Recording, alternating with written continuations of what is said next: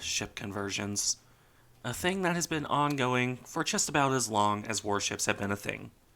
From the Age of Sail right up to the modern day. Be it because a naval treaty forces you to get creative on what you can produce, or because you find yourself suddenly needing a different kind of ship. Maybe you need a lot of one type and don't have the time to build up proper ships. Maybe you find that a ship is terrible in its design role, but perfect for a different one. Or perhaps you always intended to convert the ship and were just trying to be coy and hide that fact. Regardless of the reason, ship conversions are an interesting thing to look at. Very rarely are they as good, or even close to being as good, as a purpose-built design.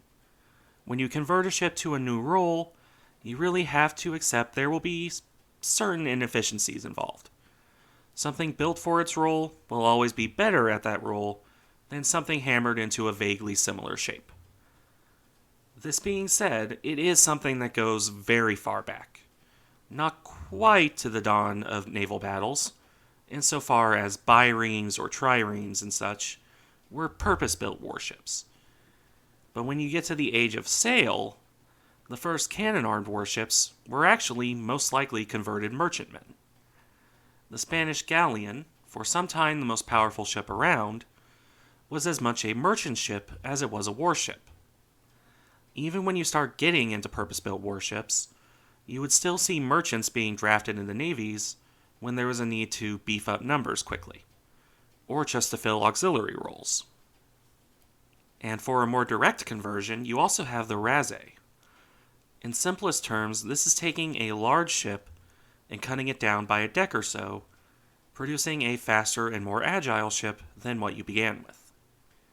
In the Royal Navy, by far the largest user of the concept, this would typically be done to smaller ships of the line. As these ships were rendered obsolete for use in the line of battle by the ever-increasing size of warships, the idea came to mind that you can still keep them useful. Just cut them down and turn them into really big and really stoutly built frigates instead. These razes were incredibly powerful for frigates, carrying a heavier broadside and built of stronger frames and timbers as reflection of their origin as ships of the line. That being said, a conversion is still never going to be as good as a ship designed for its role. While these were very tough and heavily armed ships, a properly designed frigate is more often than not going to be more agile and probably faster. A raze still had the hull form of its origin, and that did have some impact on performance. Though I will admit some of the very best of the British ones did dispute this point pretty heavily. Now, when you leave the Age of Sail and enter into the Ironclad period, well, you only need to look at the first battle between ironclads. CSS Virginia originated as USS Merrimack, a wooden-hulled frigate. The Confederate Navy took her burned hulk and stuck a big iron casement on top, and thus you have the typical design of Ironclad used by the Confederacy. While a ship like Warrior is objectively superior as a ship, something like Virginia was very tough and perfectly sufficient for the role of breaking a close blockade, provided the ships she went against weren't heavily armored in their own right. I will say, though, it was rather rare to do that kind of conversion. Most navies that could afford ironclads would build them from the ground up instead of converting an existing ship. And navies that couldn't build their own ironclads would probably just buy them from those that could. Not to say it couldn't happen, mind you. I already mentioned HMS Royal Sovereign in my video on turret development.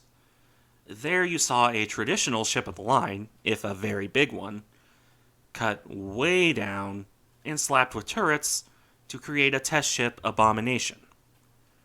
She served well as a test ship, but it was pretty apparent even at the time that she was not fit for any real war service. Similarly, you could see the Turks take a central battery ironclad and turn her into something that looked more like a pre-dreadnought or armored cruiser with Mezudi.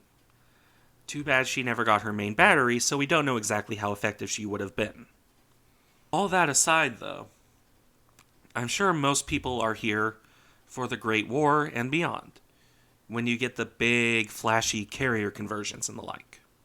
Well, those are the more famous of the bunch, so I can't really blame people if that's what they're here for. Conversions of ships during the Great War were fairly minimal, depending on your definition of conversion. Armed merchant cruisers were definitely a thing, but the post-war would be very different. More than a few ships built during World War I would find a second lease on life by means of being converted into a new role. As mentioned, you have the carrier conversions. Those are definitely the big one here. These could take the form of converting existing warships, or converting those under construction, or even using civilian hulls instead. The first full carrier conversion was, in fact, done during the war, and was a conversion of a civilian ship.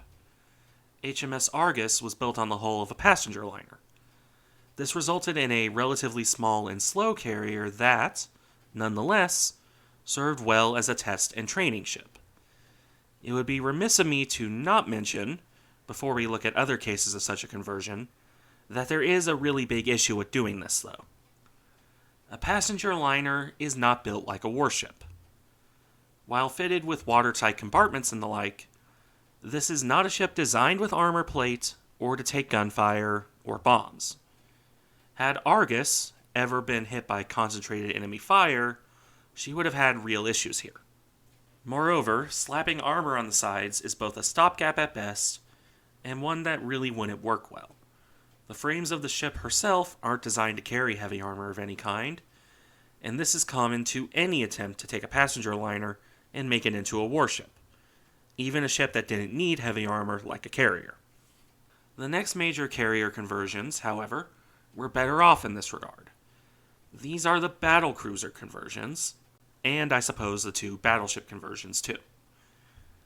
The Courageous class conversions, including Furious, would prove to be far more useful in this role than they would have been in gun duels in their original guise. Though, Furious did take a few steps to get there.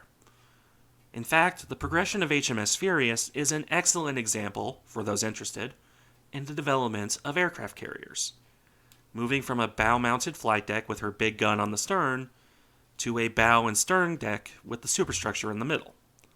That stage was arguably her worst because it made landing a bit of a nightmare from exhaust fumes and wind kicked up by the superstructure, while not really improving her launching capabilities at all. When she was finally made a proper carrier like her half-sisters, Furious would end up being the only one to survive World War II, which is something of a historical irony if there ever was one. In any event, the British conversions are some of the least efficient of the bunch, though good for showing how the process developed.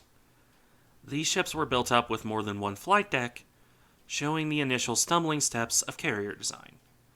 If you're building up on a converted hull anyway, well, you can experiment a bit more than you could with a purpose-built one. And it seemed like a good idea at the time to have lighter aircraft take off from the lower deck and sending heavier aircraft from the upper one. In the end, it would prove to be a dead end, but one that would crop up surprisingly late in interwar designs, even if it never went anywhere again. The initial conversions over in Japan followed this trend. The Kagi and Kaga would both have triple-tier flight decks, which took the British idea to the next logical step. This was done to increase the speed of launching and recovering planes, though in practice it would, again, prove to be ineffective as planes grew heavier. Both of these carriers would thus be converted again to have only a single full-length flight deck later on. Kaga is actually a good example of another issue with converting ships, that of not knowing exactly what you're doing.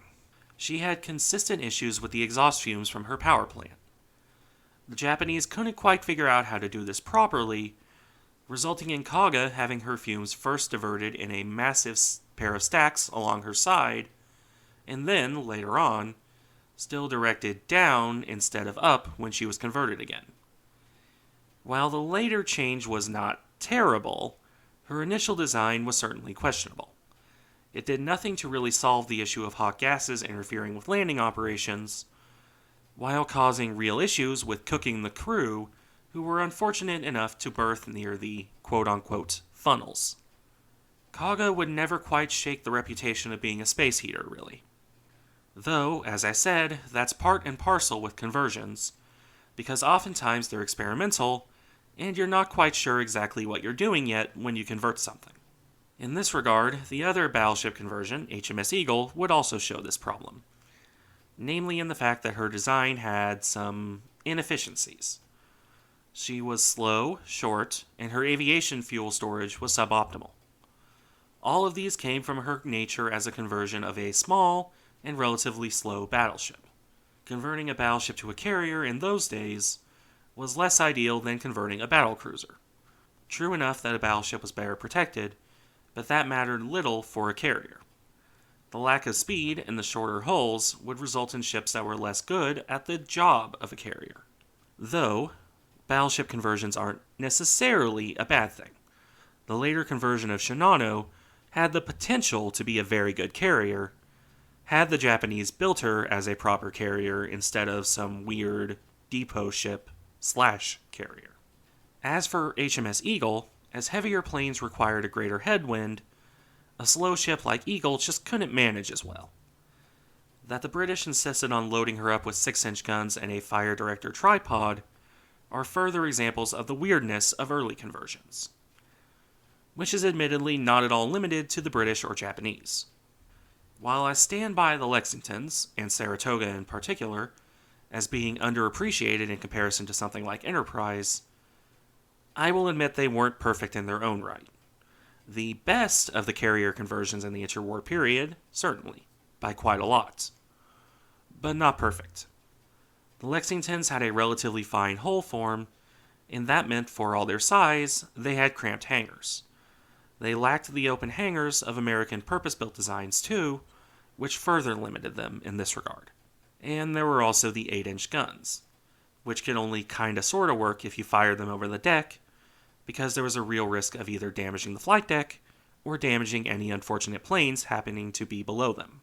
And after a certain amount of time, they became kinda useless when aircraft reached the point that if enemy cruisers, the stated reason for having the guns, were close enough to the carriers to need them, something was seriously wrong with your escorts. For all of that, though, the real issue was in their aviation fuel storage. These ships weren't designed to carry fuel like that, and the tanks weren't the best designed or protected. It would be this, and not properly purging fuel lines, that would doom Lexington at Coral Sea. Even so, with their fast speed, large air wing, if not as large as their size indicated, and good protection, the Lexingtons are about the best conversions you'll find. These ships took battlecruisers and turned them into what were, arguably, the best carriers in the world until you get to the mid-30s purpose-built designs. And even then, if you look at air wing size, the Lexingtons remained competitive, even at that point. But enough about carriers for now. What about conversions of gunships? While these are less well known, they certainly happened. A prime example of this, and of the idea of designing a ship to be converted, are the Mogami-class cruisers. Here you have Japan, always looking for ways to sneak around treaty restrictions, building light cruisers with the full intention of turning them into heavy cruisers. While it wasn't quite as simple as just taking out the 6-inch guns and plugging in 8-inch guns to replace them, these ships were still designed and built with that intention fully in mind. When Japan renounced treaties entirely, they took the Mogamis in and took out their triple 6-inch guns to put in twin 8-inch turrets instead, which resulted in heavy cruisers in firepower, but they were still pretty lightly built ships in every other metric. Because, well, even if you're designing a ship with the explicit intention of converting it later on, you're still baking in issues into your design. The ships are built for one role initially, and swapping them to another is still going to lead to ships with issues from that. Not all the worst issues possible, but not something that can be ignored either. There's rather a reason that, in spite of what some people on the internet believe, swapping gun calibers on ships is not an easy process. Which is, incidentally, why there are not many cases of gunships being converted into another kind of gunship. It isn't an easy thing to do. It will quite likely result in a ship not as good as one designed for the role, and by the time you really need to think about doing it, The naval treaties are gone, and you can just build a ship for what you want to build a ship for. Now, on the other hand, you would pretty often see old and outdated ships converted to other roles that aren't intended for direct ship-to-ship combat. The British would take their old C-class light cruisers and convert them over to anti-aircraft duty. This entailed stripping out their 6-inch guns and replacing them with various flavors of 4-inch mounts instead. A relatively simple process, as they didn't have turrets to replace. It's simpler to replace a deck mount than a turret. Across the Atlantic, you would see the USN take a look at their swarm of 4-stacker destroyers and go, what to do with you lot? The result would be quite a number of them being converted to various different roles. These could range from seaplane tenders to mine warfare, be it minesweeping or mine laying, or even fast transports. In all these cases, it was simply a matter of taking a surplus of ships that were of questionable utility in their original role and getting some use out of the hulls on secondary tasks. Conversions, yes, but nothing like the big carriers. Which, on that note, the World War II carrier conversions, of which there were rather a lot. The first one to cover is the escort carrier. These were something used by the USN, the Royal Navy, and the Japanese Navy. The core of the concept is the idea of getting a lot of flat tops into the water as quickly and cheaply as possible. These aren't designed or intended to go fighting in pitched fleet battles, serving instead as convoy escorts, aircraft ferries, and for secondary roles like ground support. For this, it was important to have as many planes as possible, but you didn't want to waste your bigger carriers on it. As a result, escort carriers, which sometimes were forced into more active roles depending on the time and navy, but were not really meant for it. What these have in common is that they were built on either directly converted merchantman hulls or designed as modifications of existing merchant designs. While this would allow for rapid construction, the USN would build over 100 of the things, it also had its issues. As I mentioned with Argus, ships built on merchant hulls would be slower and more vulnerable to damage. One need only look at what happened to escort carriers when hit by enemy attack to see the potential issues here. They served admirably and were a valid concept and a good design, but they were still filled with compromises in the interest of getting as many in the water as quickly as possible. The Japanese, for their part, would take it a step further, as they normally do. They converted 2 passenger liners into the Hiyo class, which bucked the trend somewhat. They would prove to actually be very tough ships, with one of the 2, Junyo, surviving the entire war. For a certain value of surviving anyway, considering she was crippled and never properly repaired. These 2 ships would serve more as light fleet carriers than escort carriers, and they served the role well. But they aren't what I want to talk about here. What I want to talk about is Japan continuing what they did with Mogami, building ships with the full intention of converting them. Having been stymied in their attempt to treaty dodge with Ryujo, a ship built as a carrier but trying to loophole as not a carrier honest, the Japanese became more creative. They built multiple auxiliary warships, seaplane and submarine tenders, designed in such a way that they could be quickly converted to carriers in wartime. While still a relatively time-consuming and painful process, they did mostly succeed at this, insofar as the ships were fully able to be converted without needing as much work as, say, a battleship or a cruiser. The resulting ships were small, carried few planes, and were pretty fragile by carrier standards. I suppose they served their role well, but the fact Japan felt the need to go this route only shows their relative inability to quickly spin up construction of proper carriers. You see this again with the conversion of the Issei class battleships into the ever popular with alternate history people battle carrier concept, wherein they kept their main guns for the most part and got a stern flight deck for float planes, because Japan didn't have the time or resources to make them into proper carriers. Meanwhile, over in the arsenal of democracy, you have the concept of taking a cruiser and making it into a carrier. In the United States, several of the Cleveland-class cruisers would be taken in hand and converted to the Independence-class light carriers. These ships would come out broadly similar in capability to the Japanese conversions I mentioned, though faster thanks to their cruiser power plants.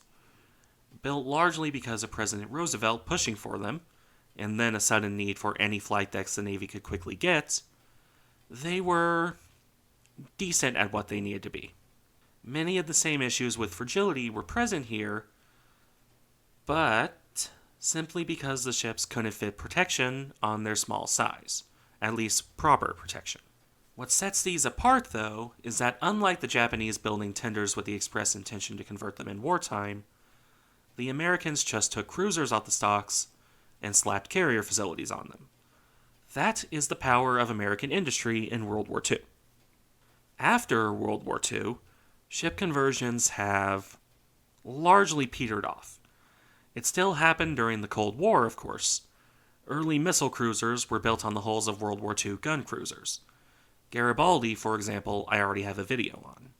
But the pressing need for conversions has started to largely fade away.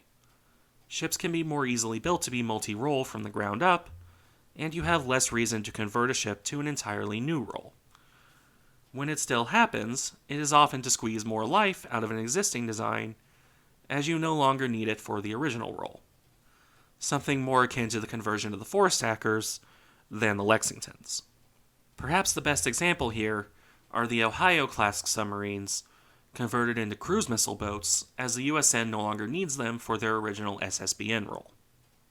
Ship conversions will probably never go away entirely, but in the modern day, you don't see as much need to do something like take some big hull and slap a flight deck on top to call it an aircraft carrier.